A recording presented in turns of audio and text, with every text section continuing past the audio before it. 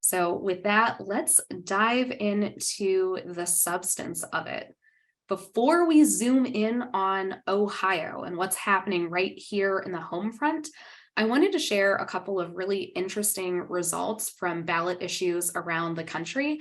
And I thought this actually might be a bright start, a great way to kick off the program, because I think we all love good news, right? Who doesn't want some good news? And we did have a good bit of that on Tuesday night. I am happy to say that there was a 5-0 sweep in support of abortion access. That is fabulous. 5-0. There were 3 proactive measures and 2 defensive measures. So what does that mean? 3 states were actually trying to put in their constitution reproductive freedom, reproductive rights, right? They were actually proactively putting that in their state constitution. 2 states were trying to do the opposite, and folks were trying to prevent that from happening. So the 5 states that had abortion measures were very different. It was quite the mix of states. We had California, we had Vermont, we had Kentucky, we had Michigan, we had Montana. 5-0, right? And many people like to look at Michigan and take a look at Ohio, say, oh, they're neighbor states, they're sister states, they're kind of similar. So what's happening in Michigan can inform what could or is or should be happening in Ohio, right? So I want to say that it passed with 55% of the vote, which is fantastic. So it passed with flying colors. There was no question about it. We were feeling good about that in Michigan, and we're so excited for the ACLU of Michigan and all of those partners that were out there trying to ensure abortion access and enshrine it in the Constitution in Michigan. There were other issues. It wasn't just repro rights on the ballot across the country.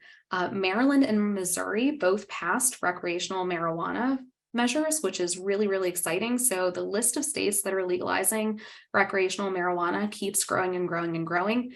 There were 3 states that defeated those measures, that didn't get them to pass. That was North Dakota, South Dakota, and Arkansas.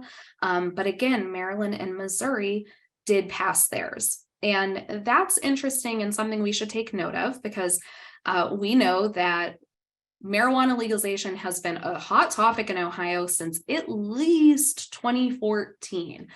Longer, but really a true center of a political public debate for at least the past 7 or so years. And we do have the Coalition to Regulate Marijuana Like Alcohol, which is pursuing not a constitutional amendment, but an initiated statute. And it's to be determined if they're going to try to go on the ballot in 23 or 24. So please stay tuned on that. Another really fascinating, any Fourth Amendment geeks out there like me, raise your hand. So a really fascinating result from Montana was a measure passed 82-18, saying that a search warrant is required to access electronic data or other electronic communications. I don't know exactly what went into this measure, but I think it could be because there are some circuit court splits that are starting to pop up. And this is a novel issue, right? The law is oftentimes slow to catch up with technology, and that's what's been happening, right? So when an officer stops someone, do they need a warrant if they want to access that electronic data? What if they want to get into your phone? Some courts have said it depends on if your phone is locked with an alphanumeric code versus facial recognition versus your fingerprint. So just a little know your rights plug. I sincerely hope that you have facial recognition turned off of your phone. You're not using a fingerprint to unlock your phone, and you're using alphanumeric passwords, because legally that gives you the most protection. And I just think it's fascinating that we saw that come up on the ballot in Montana, and it passed 82-18. Additionally, last but not least, Alabama, Tennessee, Oregon, and Vermont voted to end slavery or involuntary servitude as punishment for people convicted of crimes. So that is really, really wonderful to see. There were other measures across the country. There were 7 states that have a variety of different democracy or voting measures. We do not have enough time to get into them all, but I wanted to just start with a couple of really bright spots from all around the country, including some neighboring states to Ohio. So you might be sitting there thinking, Jocelyn, that's all well and good. That's great. I am so happy for people in those other states. What about Ohio? What's happening in Ohio? What are we doing here? So we are going to get into it, and we will start with ballot measures. But I have a disclaimer. The ballot measures we're going to be talking to you about in just a second did not come from the people of Ohio. They were not citizen-led constitutional amendments. They originated in the Ohio General Assembly. So they started out as joint resolutions that the state House passed, and then they appeared on the November ballot in the midterm election. So we will go in numerical order. We will start with issue 1. Patrick, you are first up to bat. What is issue 1? What did it do? What happened? Why does it matter? Awesome. Thanks, Jocelyn. And I'm going to apologize in advance for killing a little bit of the sunshine that came out of that first update. But yeah, hopefully you're with issue 1 because you voted either on election day or sometime during early voting. And like Jocelyn said, what issue 1 is a constitutional amendment that unfortunately, from our vantage point, passed by a margin of 77 to 23. And what that is going to do is amend our state constitution as it relates to the use of cash bail. And so what it's going to do is require that courts consider public safety when setting cash bail amounts, and it strips from the Supreme Court of Ohio an authority to set the procedures governing how courts set bail around our state. And I see, you should see there in the chat on Zoom here, an overview of our press statement for when issue 1 passed. And so you might be thinking, why wouldn't somebody want a judge to consider public safety when setting bail? And I think that's rooted in a shared value of many of us that we want to live in safe communities. We all deserve to live in safe communities, no matter how much money we have, what we look like, how we identify. And I think the problem with issue 1, among many, is that cash bail, especially as it's implemented in issue 1, does nothing to promote public safety. And I say that because cash bail makes sure that the determining factor in whether or not a person goes home before their trial date is the amount of money in their bank account and not their risk to their community, their ties to the community, or anything like that. And so you might be starting to see, as we already have in the news, that the folks who pushed issue 1 through, again, through our General Assembly in a record amount of time, faster than anything else tends to move through the Ohio General Assembly, is that they're looking to justify what they did. And so they're trotting out headlines right now saying, look, issue 1's already being implemented. A judge just this week was already able to set cash bail at $4 million for a person accused of murder. And so I think if there's any takeaway from any of this is that, actually I'm going to give you a couple today, so to write all these down. The first is that cash bail does nothing to keep us safe. And so when you're thinking about cases you're starting to see from proponents of issue 1, ask yourself, does that $4 million keep you safe from a person who's theoretically dangerous to their community? And when you hear people tell stories about, yes, judges have finally set cash bail so high for these people they could never get out, think about what if it's a person that has that $4 million? Do you feel safer knowing that a rich person's walking free before their trial date and not a person without those same financial resources? So takeaway number 1, cash bail doesn't keep us. Let's move on to some other stuff. What is issue 1 going to mean as it plays out for our community? In addition to those kind of technical changes we talked about that are going to be reflected in our state constitution, we know that cash bail has a remarkable cost for our communities, both financially as the state spends its money on relying on cash bail, and second, on the human lives that are impacted by our over-reliance on cash bail. We know from our own research that was done leading up to a grand effort toward bail reform, we know that our communities, our Black communities, brown communities, low-income communities throughout the state bear the heaviest weight of our criminal legal system. We don't expect that that's going to change. And in fact, we anticipate that it could even get worse as issue 1 pans out in our communities. To leave things, let's say, a little bit of a silver lining as we head into, a few things from the rest of the day and with issue 1 specifically. We know that this is not the end. We're going to continue pushing for true bail reform in Ohio. true bail reform that will also put guardrails on the impact of issue one. We also anticipate that this is going to be challenged by folks on a case by case basis. And we'll be encouraging you to stand with us and watching that along the way. And so I think I see a Q&A. Is cash bail already in our Constitution? I see that in the chat now. So in the interest of time, I'm going to be very brief in my answer to these questions and leave some for a little bit later on as well. Cash bail is constitutional right now. The use of cash bail is constitutional. What is not constitutional is the use of excessive bail, which very quickly is defined as bail that is set higher than the amount that's needed to make sure a person shows back up for their court date. Cash bail is not meant to punish someone. It's not meant to keep them detained. It is simply meant to make sure they show up for their court date. And yes, I'll leave there with Randy's question in the Q&A as well. Is issue one does that contradict the presumption of innocence? I think certainly. I think our over-reliance on cash bails resulted in a system where you're guilty until you're proven wealthy. You sit in jail until you prove that you have enough money to pay for your freedom. We don't think that's right. That's why we were so loud with issue one, and that's why we're so sad that it passed. So we'll keep fighting for good bail reform. But one more takeaway, issue one is not bail reform. It does not make our system better, and it will certainly be passing a better system. And with that, I will wrap up. Thank you so much for that update on issue one and what it means for bail reform and for all of us. And I do just want to shout out that there was a large coalition of organizations that were working to push back against issue one. And even though the measure did pass, there are a lot of people, hundreds of thousands of people that still went out and voted no. And they understand why issue one is problematic, right? And why pretrial fairness really, really matters. So just want to shout out everyone who knocked a door, handed out a pamphlet, voted no, or told someone else to vote no. It matters, it counts, and it wasn't for naught. And with that, I would love to kick it over to Colin to talk about issue two. So we had issue one, we had issue two. This one's about voting. What can you tell us about the measure, what it actually did, and what it means for Ohioans? Well, thank you, Jocelyn, and thank you everybody for being here tonight.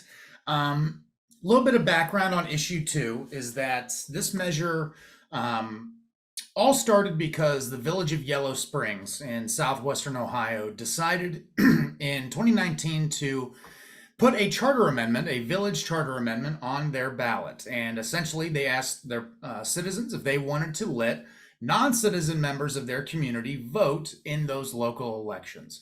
And the people of Yellow Springs said yes. It passed in 2019. However, Secretary of State LaRose quickly instructed the Greene County Board of Elections to not register any non-citizens to vote. And that was really kind of the end of it. We didn't hear anything about this non-citizen voting measure for close to 2 years. And then all of a sudden in June of 22, it pops up in the General Assembly as a joint resolution, and it's passed within a matter of weeks, and it was on our November ballot to decide. Now, all polling on issue two demonstrated that it was a very popular measure, that it was expected to pass with very large margins, and it did just that this past Tuesday. It essentially followed the margin of issue one, passing with roughly 77% of the vote. Now, as kind of in contrast to issue one, the ramifications of passing issue two are much, much less prevalent, I would say, in kind of a hard sense, in a hard meaning of what the amendment was trying to accomplish, because as the ACLU of Ohio has asserted since issue two started propping up, it is already a requirement to be a U.S. citizen to vote in Ohio elections, any Ohio election, local or state, and obviously in federal elections as well. So we didn't really think that this amendment was going to change anything in terms of kind of shutting the door to local communities. We think, and we continue to think, that that door was shut prior to issue two being passed. What is interesting, though, is that I think opponents of issue 2 rightfully pointed out a couple of smaller issues and smaller consequences of issue 2 passing, and that is now it's a question as to whether or not 17-year-olds will be able to vote in party primaries if they are going to be 18 by time of the general election. Issue 2 changes the word in our Constitution from every citizen of Ohio has the right to vote to only a citizen of Ohio has the right to vote at the age of 18. So having those 17-year-olds being able to vote in party primaries is a question that will need to be answered at a future time. Same as, and I actually don't believe this to be an unresolved question. I think this is a fact that, now due to this change, Ohio's voter registration window is set at 30 days in the Ohio Constitution. Before then, it was set in Ohio statute, but again, changing the word every to only now seems to solidify that 30-day registration window in our Constitution, which is the maximum number of days allowed pre-election for individuals to register. We know a lot of states have 21 days, 15 days, some even have same-day registration, but issue 2 seems to, or issue 2 will lock in that 30-day window. And unfortunately, this is just another troubling trend. And we think at the ACLU what the most harmful piece to issue 2 was kind of the optics and the connotation that our elections are insecure or that non-citizens have been able to vote, which is simply not the case. This, is another, fan to the flame of kind of election conspiracies, belief that nefarious actors are working to undermine our elections. And the ACLU of Ohio just, stands firm in repudiating those claims.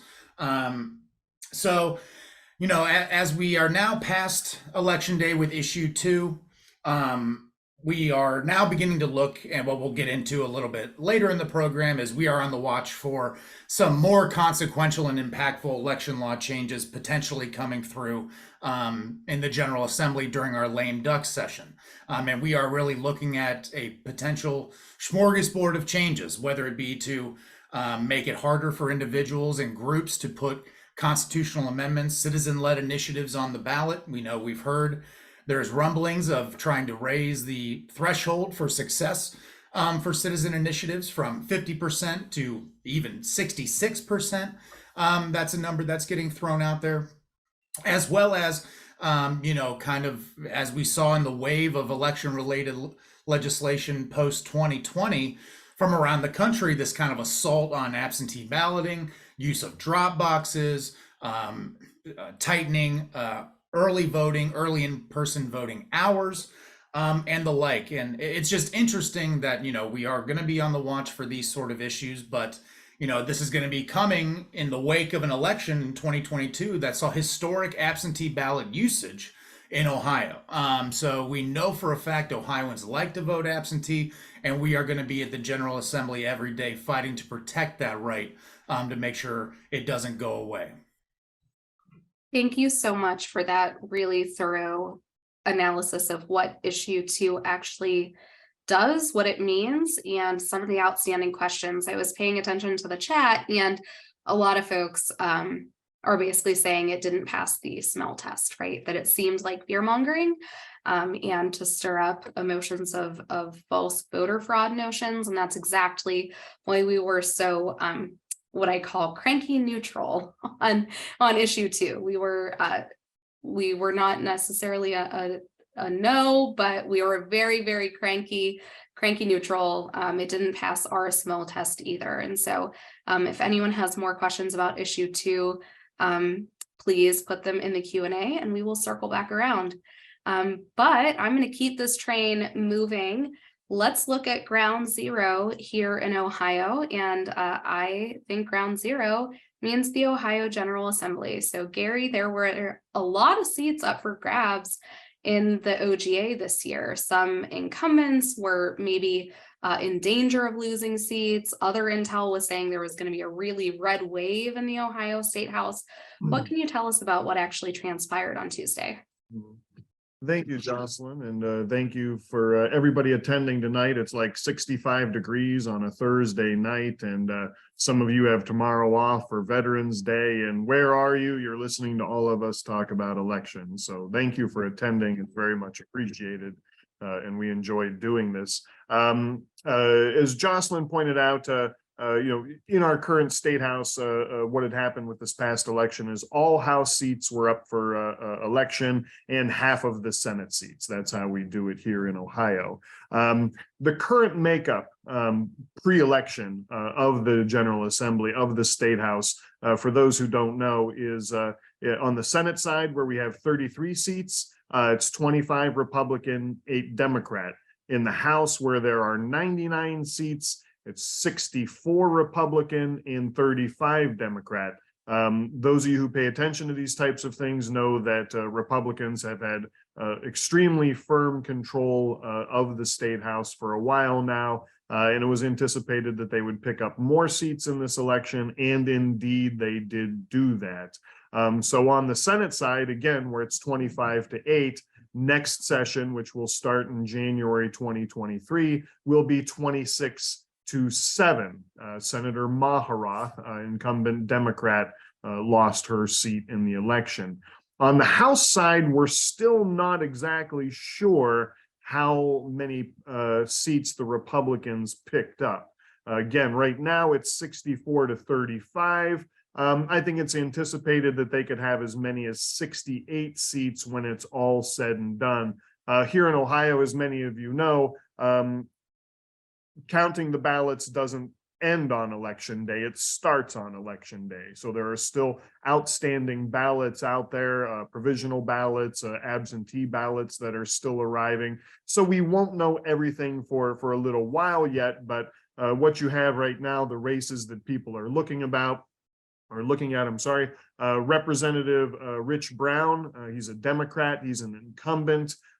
He is down by 96 votes in his current race, and right now is within the threshold of an automatic recount here in Ohio, because there is a 0.5% or less than 0.5% difference right now in the vote. So that's the one that's worth watching the most closely. Otherwise, in District 36, House District 36 in the Montgomery County area, you have incumbent Republican Representative White, who is currently up by 870 votes. And in House District 64, which is in Trumbull County in Northeast Ohio, that was an open seat, no incumbents, but the Republican Nick Santucci is currently up by 798 votes. So, are there enough votes that it's going to significantly change the White and Santucci race?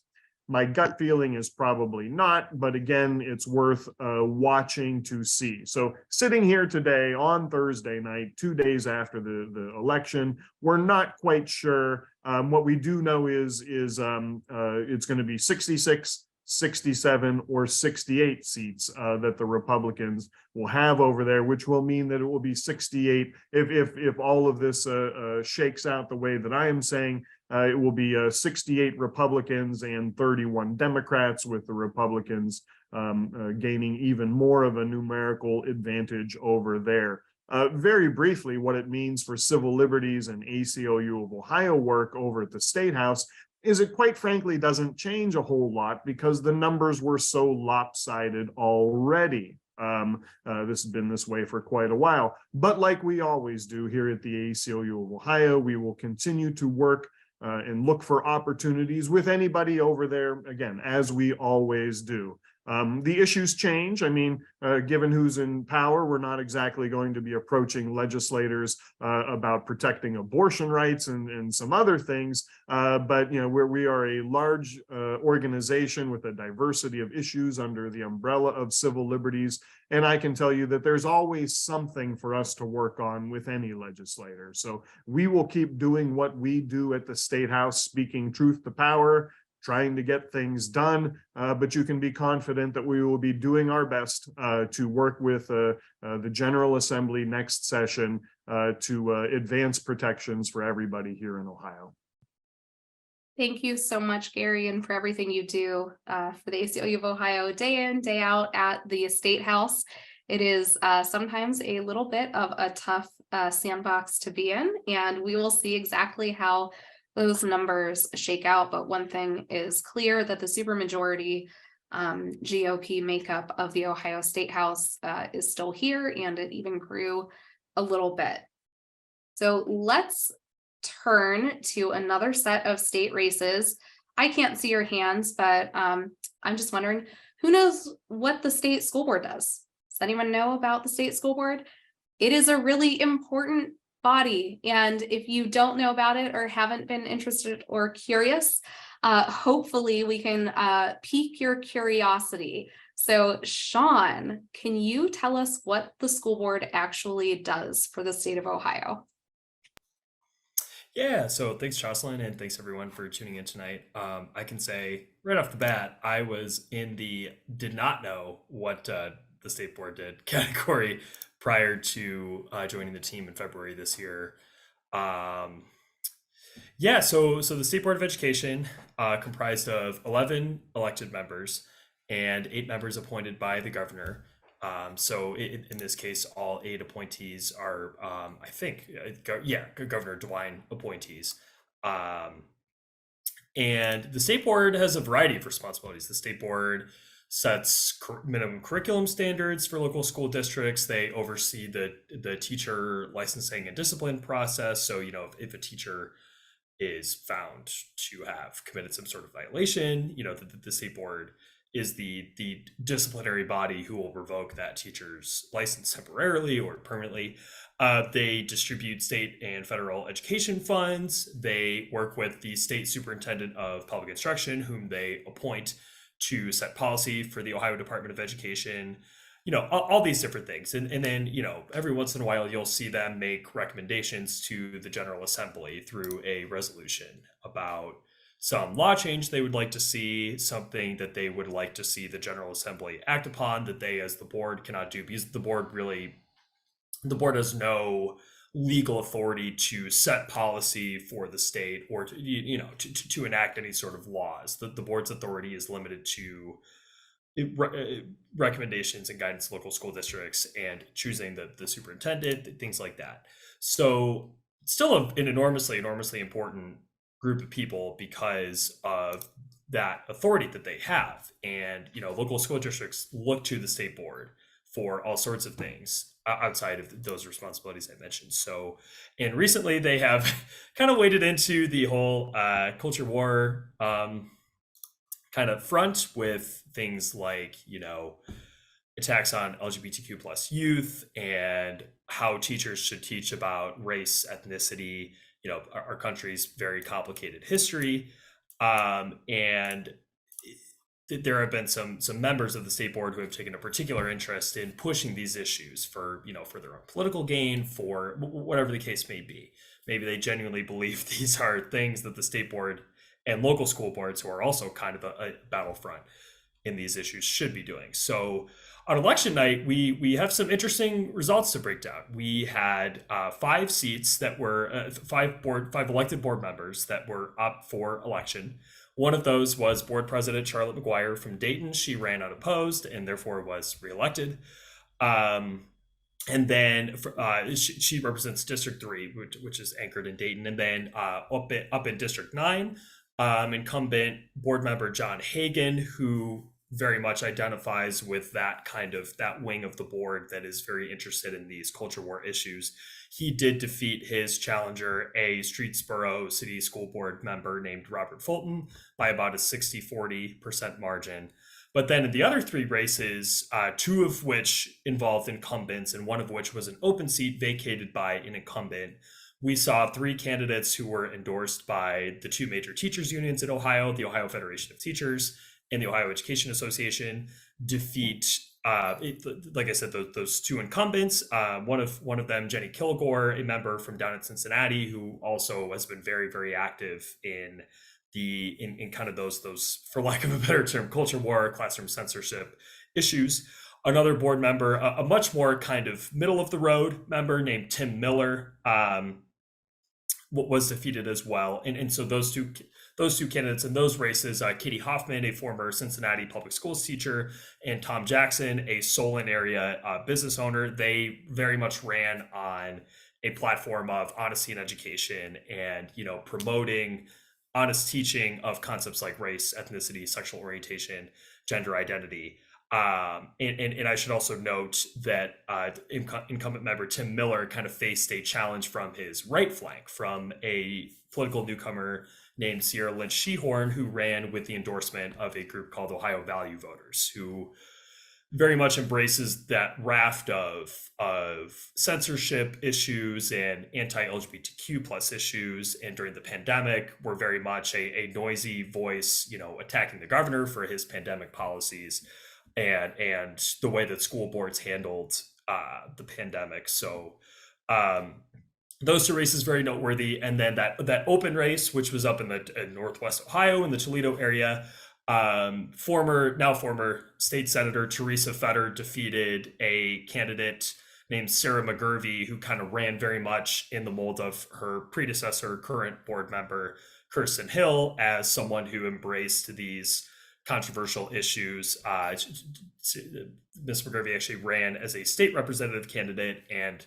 very much made that her platform for both races. So it's noteworthy that in these districts, we saw three candidates who were very much not interested in the culture war issues and more interested in bread and butter education policy issues win. Whereas we did see one incumbent member who kind of taxed to that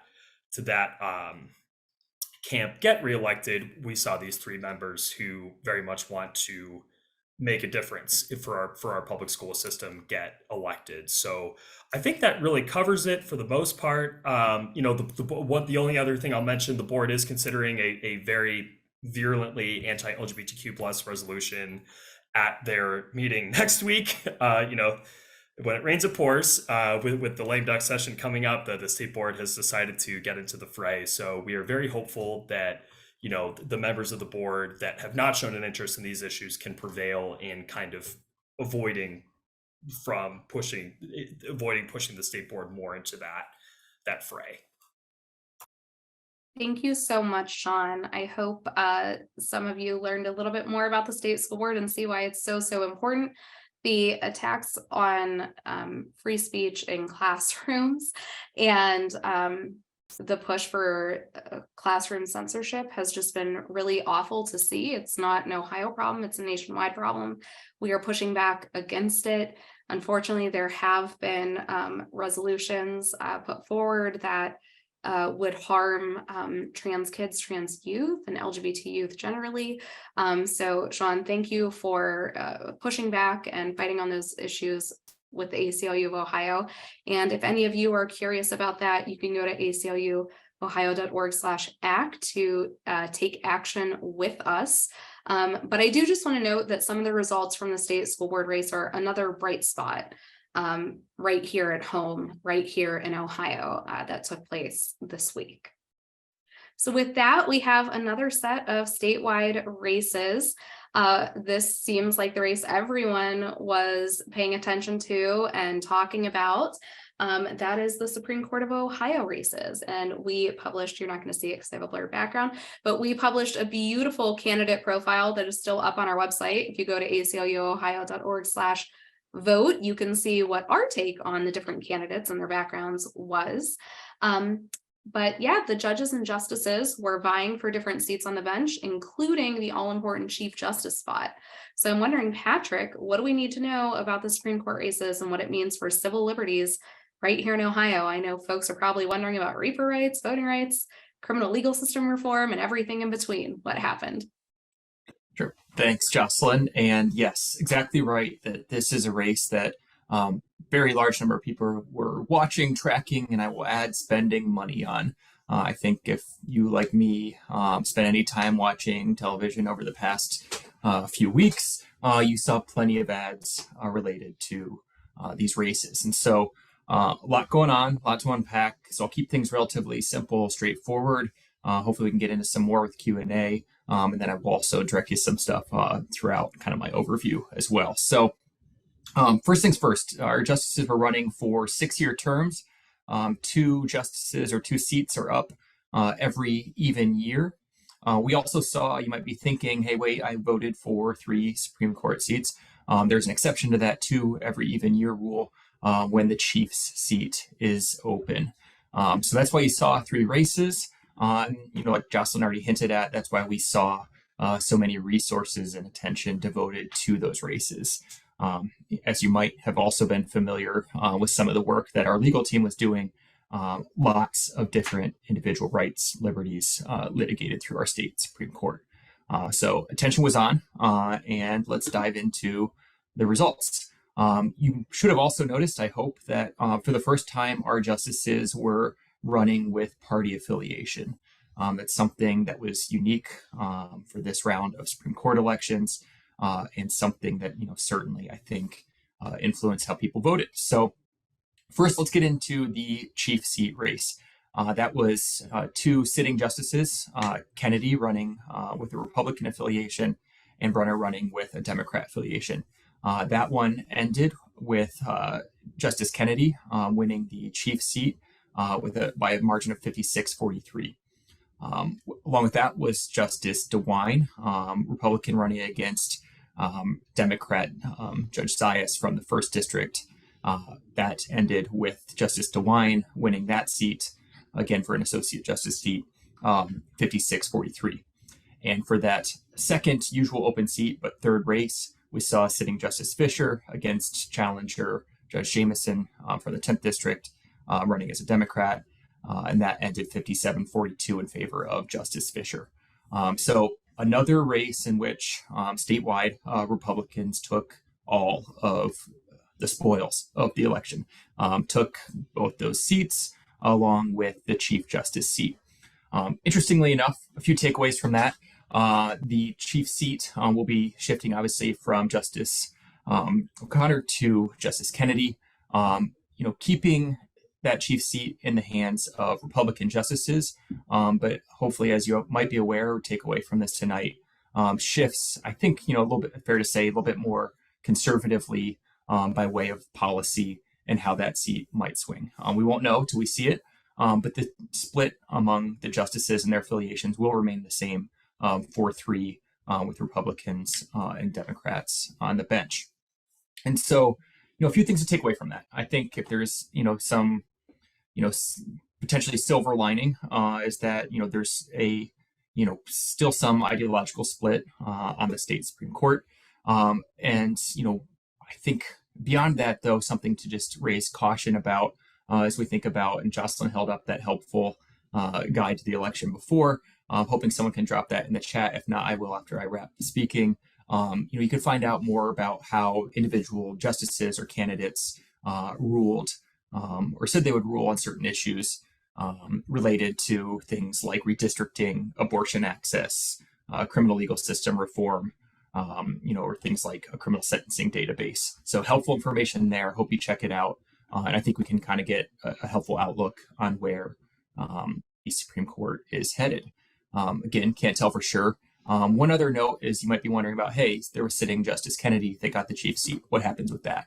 So one other thing to keep an eye out for is that Governor DeWine will be appointing a justice to fill that seat for the remainder of Justice Kennedy's term, that she's previously sitting in. So one other takeaway, since I can see that I have just a few more seconds to present, things to think about with the role of the Chief Justice. It's a powerful position. Might not seem that way all the time, but there is a lot of potential for a Chief Justice to rule kind of from bully pulpit. And so, the kind of platform that Justice Kennedy laid out through campaign season were things like assisting local courts to clear backlogs of cases, helping expand and strengthen drug treatment courts in those dockets, and civic education to help Ohioans understand courts. So that's something, take away, keep an eye out on the procedures and policy proposals coming out of the court, and know that, continues to be a venue that we'll be fighting for our values. Thank you so much, Patrick. the Supreme Court of Ohio is really important. A lot of folks think about SCOTUS, and SCOTUS is really important, but the Supreme Court right here in Ohio has the ability to make a huge difference on issues that we all care about. So we will be definitely keeping tabs, keeping an eye on who ends up getting that Governor DeWine appointment into the vacant seat. And we will be doing everything we can to continue to fight for good policy. Whether it's litigation or in the halls of the General Assembly or in the public arena. And with that, I'm hoping we can do a round robin for the rest of the statewide seats. We had a really big year. The governor, the treasurer, the secretary of state, the attorney general, the auditor. There were a lot of seats on the ballot in Ohio this year. So Colin, did any of these results surprise you? Do they move the needle on civil liberties issues for us? What do we need to know about those other statewide seats? Yeah. So again, leading up to Election Day, all of the polls suggested Governor DeWine was going to have a resounding victory, and that ended up being just the case. It is actually, when I'm looking at these results, my mind actually goes back to 2014. And that is kind of the disparity of results that we're seeing on this level. And I think there are, a couple interesting, aspects of that. So Governor DeWine won 63-37. It's very obvious that Governor DeWine is very popular in the state. You can credit that to his work, during the beginning of the COVID-19 pandemic. His administration has had a lot of victories in terms of bringing economic development and jobs into the state. But at the same time, he had some very, strong institutional advantages, very strong name recognition, a very well-funded campaign. And he was going up against, candidly, a candidate that did not have a large statewide presence, very regionally based out of the Dayton area. And those, those advantages played out. And, we saw Mayor Whaley struggle. She actually did not win Montgomery County or Hamilton County, which is odd, especially Hamilton for a Democratic candidate. But it goes to show just how strong of a grip Governor DeWine had on his reelection campaign, as well as the remaining 4 executive offices. They all cruised to victory, roughly around the 60% to 40% margin. They did not reach the level of Governor DeWine, but certainly sufficient to secure reelection. And this I can't be too happy with these results for civil liberties minded issues. Governor DeWine has signed every anti-abortion piece of legislation that has come across his desk, most notably the 2019 heartbeat bill, which bans abortion at 6 weeks, and which currently is being blocked in the Hamilton County Court of Common Pleas, thanks to our beautiful and brilliant legal team here at the ACLU and our partner litigators as well. We know Nan Whaley tried to make abortion very central to the governor's campaign, but she just didn't, I think looking back, she just didn't have the resources in order to break through and get that message out there and define herself as a pro-choice candidate. Now, we're also looking at the results of the Secretary of State's race, as well as the state auditor, Secretary LaRose and Keith Faber, Auditor Faber, both won re-election, and those two, in conjunction with Governor DeWine, means that the 3 executive office holders that were on the 2021 iteration of the Ohio Redistricting Commission will again be on the 2023 iteration of the Ohio Redistricting Commission. Obviously, we are skeptical that their continued presence on the commission will yield different results. However, we're still going to be in those meetings fighting for fair maps and fair districts every step of the way. But it's hard to put positive spin on these elections. If you're looking at, trying to defend abortion access in Ohio, if you're looking to create fair districts in Ohio, these 5 statewide executive races are certainly a roadblock in those campaigns, and there's no way to say it otherwise. Thank you, Colin. It definitely, it did look like 2014. And I do think looking at the stronghold that Governor DeWine has on the electorate here is really, really interesting. And we'll talk a little bit more about that later. So we are the policy team here. We live and breathe the Ohio State House. But what happened at the federal level, right? We pay attention to Congress too, because what happens in Washington affects us right here in Ohio. Well, one thing I can tell you is that we don't know the makeup of Congress yet. We don't know what the breakdown of power and the balance of power between the Senate and the House is going to be. And maybe we won't know until December. So everybody hang on to your hats. But we do know some things. And so Sion, I'm wondering if you can talk a little bit about what happened in the US House, and are there any Ohio specific races that were particularly interesting? Yes, thanks, Jocelyn. So there was not a red wave, as was the common prediction nationally in the United States House of Representatives. While it still remains unclear who's going to be controlling the House at the national level, we do know that it is probably going to be the GOP, but by smaller margins than expected. And so right now, the Dems are projected to win 206 seats, and the GOP is projected to win 219 seats, and there are about 10 races that are considered toss-ups. But as Jocelyn mentioned, and as my colleague Gary also mentioned, we are just starting the counting process, and more will be happening to roll in, but we do know that it is not a red wave, and it's going to be a little bit of a narrower margin than expected. But here in Ohio, there were each of the state's 15 congressional districts, there were elections, and there was a 10-5 split, with Republicans winning 10 seats and Dems winning 5 seats. Districts 1, 9, and 13 were definitely the races to pay attention to. The Democrats were able to flip 1 seat in District 1. And so in Ohio's 1st congressional district, the longtime incumbent Steve Chabot lost the race to Democrat Greg Landsman in the Cincinnati area. And that was one of the only flips so far that occurred in the House along with Michigan.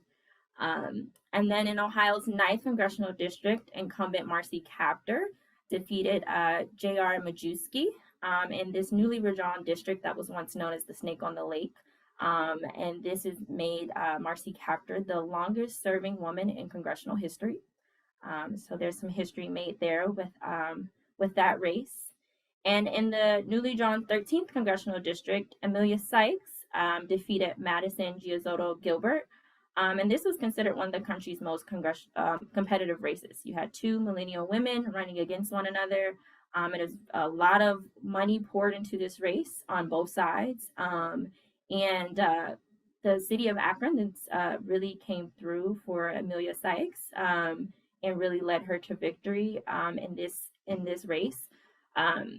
This district also includes Stark County and a bit of Portage County, and more of those counties went for the opponent, but it was a close race, but they were able to call it and say that Amelia Sykes won. Interesting enough, this will be the first time that the city of Akron is actually represented by the same representative, the entire city, because the way that gerrymandering has been in the past, that certain people in Akron have been represented by one representative, and some people have been represented by another. So this is the first time that the whole city will be represented by the same person. So there were some major wins in those districts, seeing that some of those candidates have endorsed support of the civil liberties and civil rights issues that we support, and they are aligned with us on that.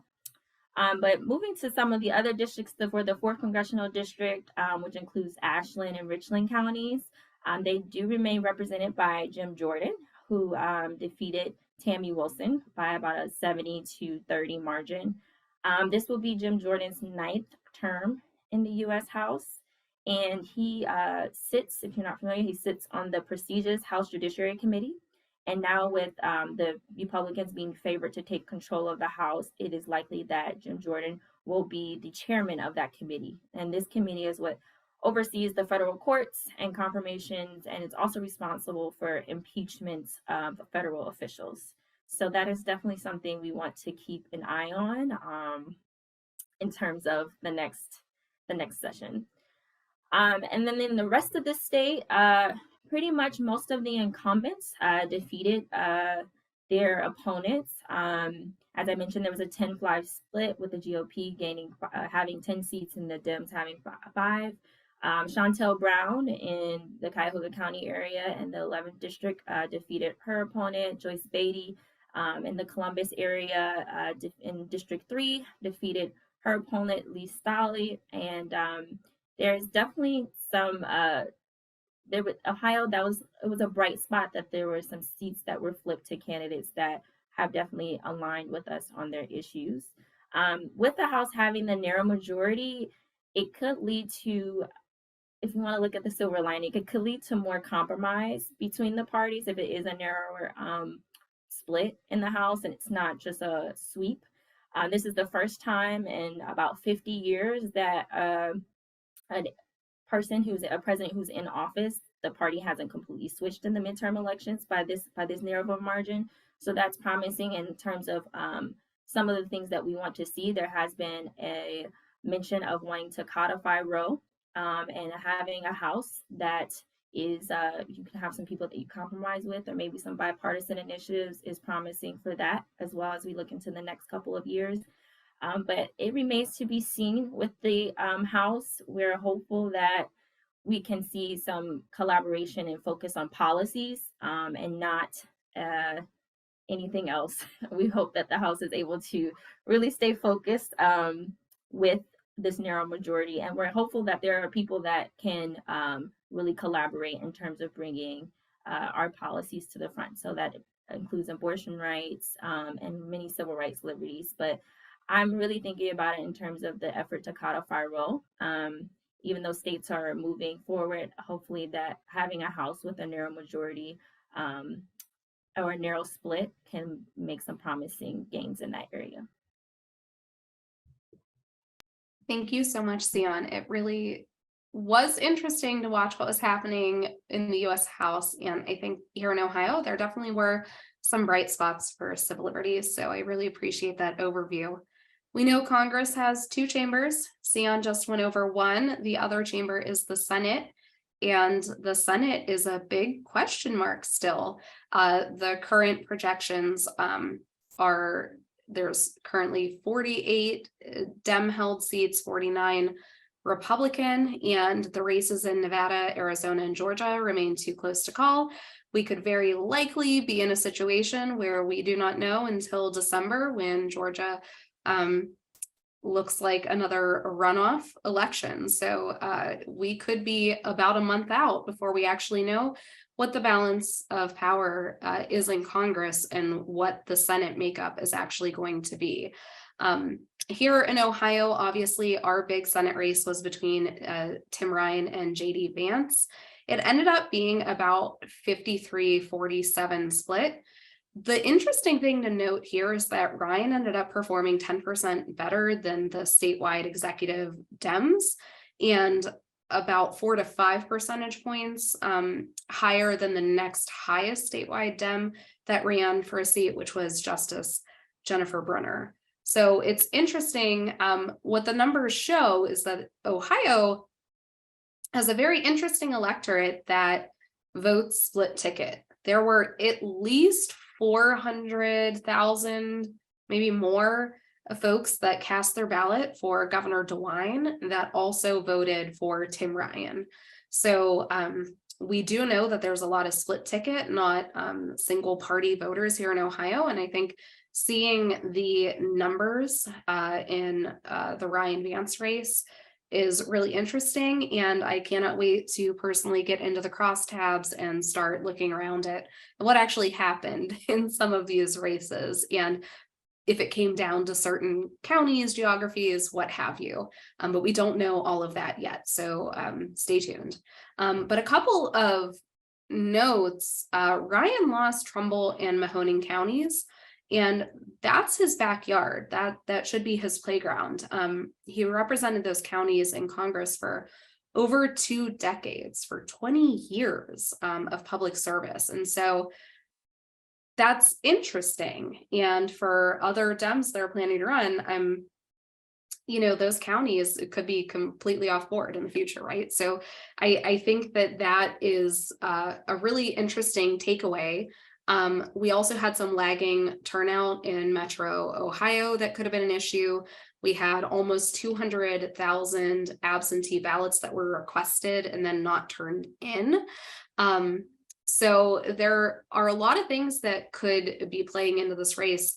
One interesting note, though, is that the nationwide GOP spent upwards of $40 million to support Vance and defend against Ryan here in Ohio. And it worked. They elected their party candidate. They got Vance elected.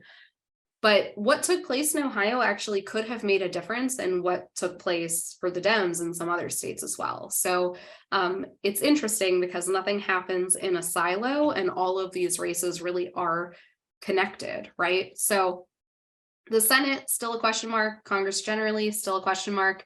But hopefully we will know sooner rather than later. And if not, we will know in about a month. So elections are not just about politics, right? Underneath it all, it is about policy and good public policy on issues that we care about. So if anything has moved you tonight, if you have energy that you are just dying to turn into action, well, I am here to tell you that we are in lame duck season here in Ohio. It happens every 2 years, and Gary is going to tell you how to channel some of that energy if you're just chomping at the bit. Gary. Thank you, Jocelyn. Thank you for everybody for being so patient with us running through all this information tonight. I'll be very brief. We keep throwing around this term lame duck, but that doesn't mean that everybody knows what lame duck means. And in the legislative environment, what it means is that period of time, that very short period of time between the election and the end of the legislative session. Our legislative session will end in December. So starting next week, legislators, they've been off and away from Columbus, not having hearings for the last several months, but they will be back like gangbusters next week. And what happens during lame duck is there's a bunch of hearings for bills, a bunch of bills being passed, a bunch of bills being jammed together. It's an extremely chaotic time. It is, to say the least, not a very transparent time because things are moving very quickly. And traditionally, it has been a time where a lot of bad things happen with regard to civil liberties and civil rights because legislators take advantage of this very abbreviated, chaotic schedule. So we are anticipating all kinds of possibilities during lame duck. It can be a lot of what you've been hearing about tonight: voting, LGBT rights, abortion, on and on. But this is a plea for all of you to keep your ears attuned to what's going on for the next several weeks. We like to think that we do a good job of notifying all of you with emails, action alerts, requests to contact your legislators. If you are friendly with or follow other public policy and activist groups around Ohio, they will certainly be sending out notices and emails and whatnot regarding their particular issues. But this is all to say, stay tuned. Just because the election is over doesn't mean that things aren't happening very quickly and very soon. So you'll certainly be hearing a lot more from the ACLU of Ohio. And to stop the bad things from happening, we will need your help. So please respond to those emails and texts and all the other variety of ways that we contact you normally. All right, thank you so much, Gary, and everyone, please take a look in the chat. If you want to be up to date, sign up for our action alerts, join our action team so that you can get involved in the fight. And with that, we are at the end of our formal program. We are going to do our best to get you out of here well before 7. Goal of 6:45 or so 10 minutes of Q&A. We have a lot of questions in the chat. Please keep putting your questions in there. But I would like to start with you, Colin. So the essential question here from Deborah is, how is it possible that we had to vote in an election with unconstitutional maps, right? And why aren't there any consequences? How are we in 2022 and we're voting with maps that were struck down? Well, Jocelyn, I guess, it's hard to give that answer in a short period of time, but I would say it was a successive series of very unfortunate events. And I'm joking partly with that. Once it became clear that the map drawers on the Ohio Redistricting Commission had no intention of in adhering to the Ohio Supreme Court's rulings, which, were not, overtly technical, incredibly complex hearings. They essentially said you have to follow the way Ohio voters vote for the past 10 years, and you have to do it fairly, and you have to do it right. You can't cheat the system to make some seats more competitive than others. You just have to have a good faith effort to get this done. The majority members of the Redistricting Commission, they succeeded in running out the clock, essentially. But what I mean by that is it took them up close enough to the May primary to where a federal panel for the U.S. Southern District had to step in, implement this map that had already been struck down by the Ohio Supreme Court. And that was pretty much where it ended. I think it's a very telling quote. I forget what story or what publication it was in, but Justice Jennifer Bruner was asked that exact same question. How was there, the members of the Redistricting Commission weren't held in contempt. They weren't, seemingly like punished in any formal way. And Justice Bruner said that it takes 4 votes of the Supreme Court to hold, a party in contempt. And I think that was her way of saying there just wasn't the political will on the Ohio Supreme Court to do that, to take it that far. And I think that the Ohio General Assembly did everything they could to kind of beat their chest and show their muscle. We heard impeachment rumors that if the Supreme Court did, take it to the next level and hold map jars in contempt, the General Assembly was going to hold impeachment votes, which they had the numbers to succeed on. So it was a very, just a heartbreaking set of circumstances that, I think any good faith actor would acknowledge that was not what the voters of Ohio had in their mind when they resoundingly supported redistricting reform in the previous decade. It's a major disappointment, I think, to voters in the state. But that being said, I don't want to make it seem as if redistricting reform is in the rearview mirror. Quite the contrary. There's a lot of discussions going on around the state about what needs to happen to bolster these reforms, to make them stronger, to make sure what happened this cycle does not happen again. And those conversations are ongoing, and they are, heating up. So, we will continue to evaluate the weak points of where we were to make sure that what happened in 2021 and 2022 doesn't happen again. Thank you so much, Colin. We will never stop fighting for fair maps. I think we can say that. We will say that till we're blue in the face, right? Ohioans want fair maps, they deserve fair maps, they need fair maps, and we will not stop fighting for fair maps. I'm going to take care of a couple of quick questions that popped up in the chat. Does the National ACLU have a position on term limits? I believe it's not necessarily just a always good, always bad answer. It's a little bit more of a mixed bag. And so TBD on that. Many times we do have a black and white policy and other times we don't. Additionally, there was a question about if gerrymandering impacted Tim Ryan's loss. And since Tim Ryan was running statewide, that isn't something that would be considered in that race and that loss. So gerrymandering and having unfair maps really pushes the buttons on the entire legislature, the Ohio General Assembly, as well as those congressional House districts. But for something like a governor's race or something like the Ryan Vance race, those were statewide races. And so gerrymandering didn't really come into play. So the next question that we have will go to you, Patrick.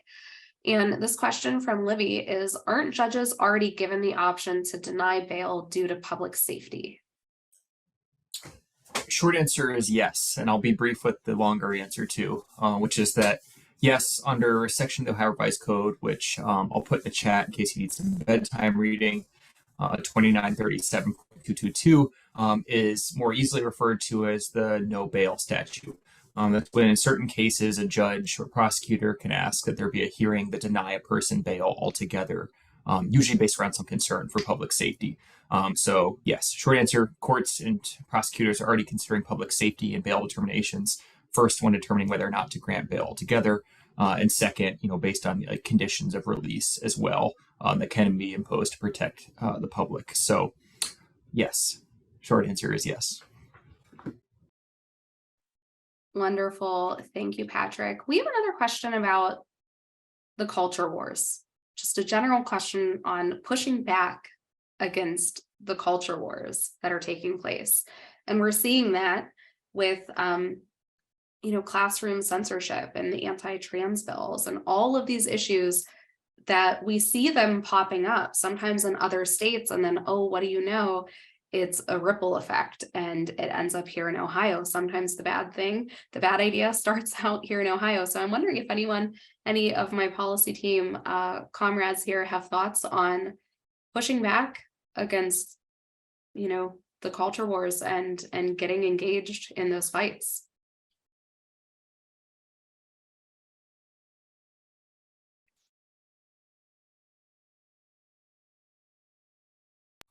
I'll take a crack at it and just briefly say on something like this, it is very much worth making your voice heard. I mean, that is always important, but I think what you have sometimes is some legislators, some school district officials, and some others, they're only hearing from one side.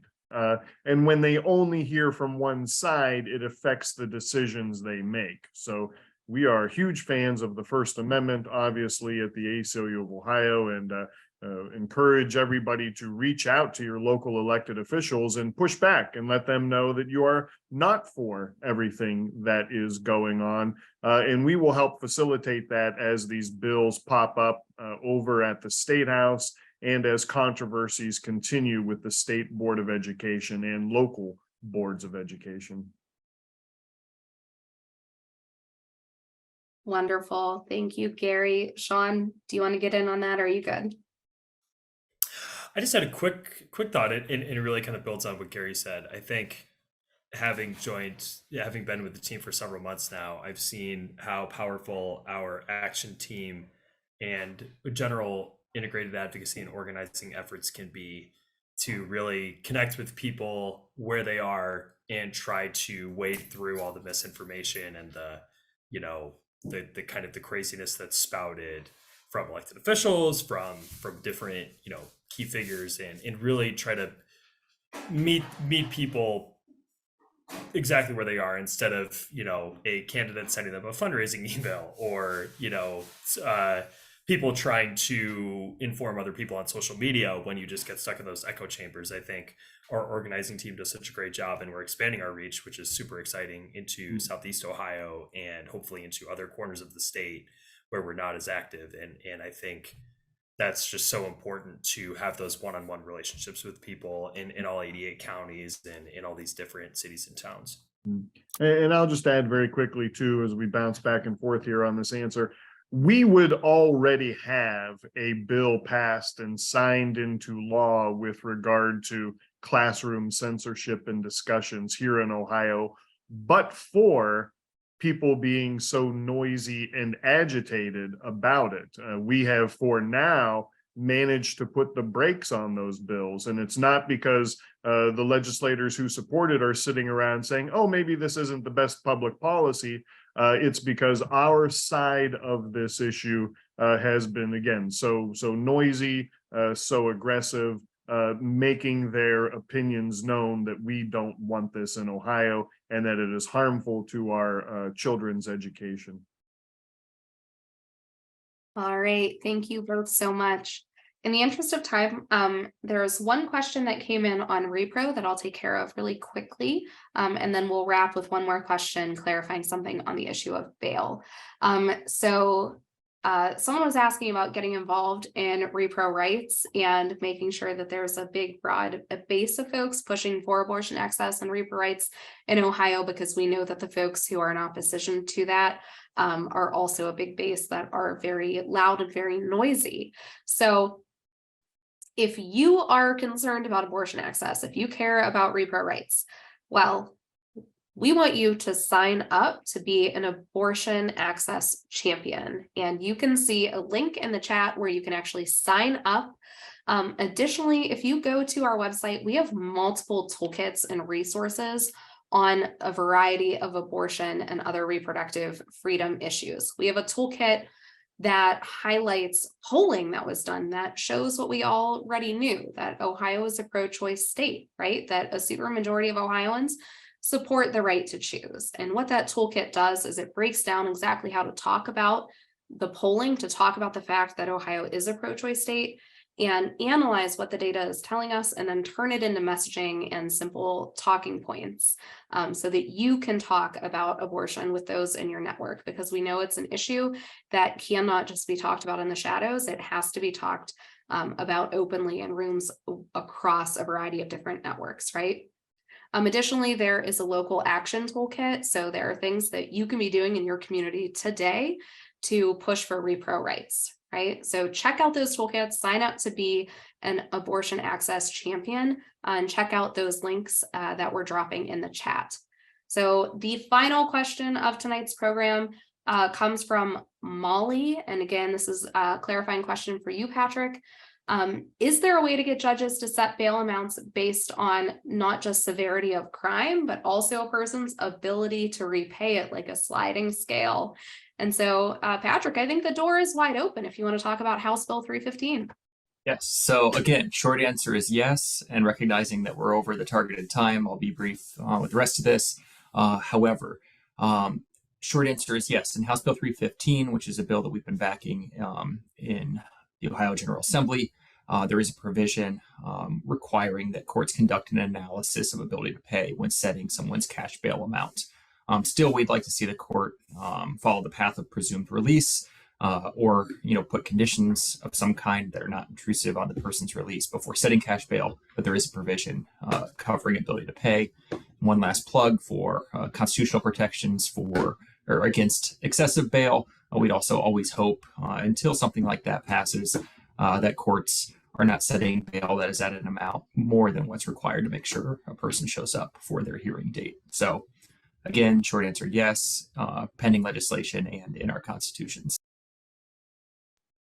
Wonderful. Thank you so much, Patrick. And everyone, please join me in applauding the rest of the policy team here at the ACLU of Ohio. Thank you so much for being our wonderful panelist for tonight's conversation on the midterm election results. That is all the time we have. We wanted to give you a little bit of your evenings back. If you were angered, if you were energized, if you want more information, check out our website, follow us on social media, whether it's Twitter, Facebook, Instagram, TikTok, we are there.